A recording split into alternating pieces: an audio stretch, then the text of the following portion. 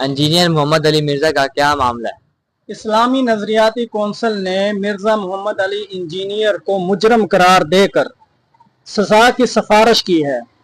असल मसला ये है कि अगर मिर्जा मोहम्मद अली इंजीनियर मदरसे का पढ़ा हुआ होता, जरा यजरिबू की गिरदाने पढ़ता, दा यदू दे ढट्टे हल वहीं दे डिठे का उसे पता होता तो वो कभी भी क्या एक नया दीन बनाने की कोशिश ना करता।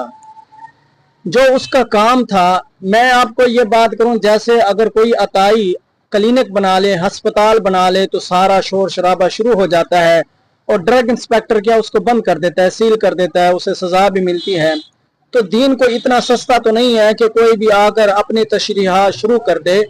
तो जो लोग उलमा हैं वो किस लिए हैं? वो इसी के लिए हैं, स्पेशलिस्ट हैं, वहां पर 8 साल 10 साल क्या मदरसे के अंदर पढ़ते हैं। तो इस्लाम की तरवीज उन्हें करने दी जाए, ना कि हर वो बंदा जो थोड़ी सी तर्जमा पढ़ना शुरू कर दे वो क्या है इस्लाम का ठेकेदार बन जाता है और क्या है वो इस्लाम की क्या है तशरीहात करना शुरू कर देता है। तो बहरहाल कुछ उलमा ने मिर्जा मोहम्मद अली मिर्जा ने जो गलती किया, नकल कुफर कुफर नबाशत वाला मामला जो है उसको क्या है किया है।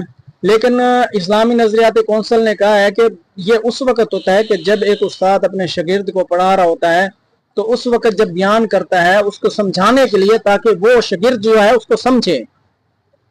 तो ये मामला वहां पर है, अब आवाम के अंदर आकर ऐसी बातें करना मुनासिब नहीं था।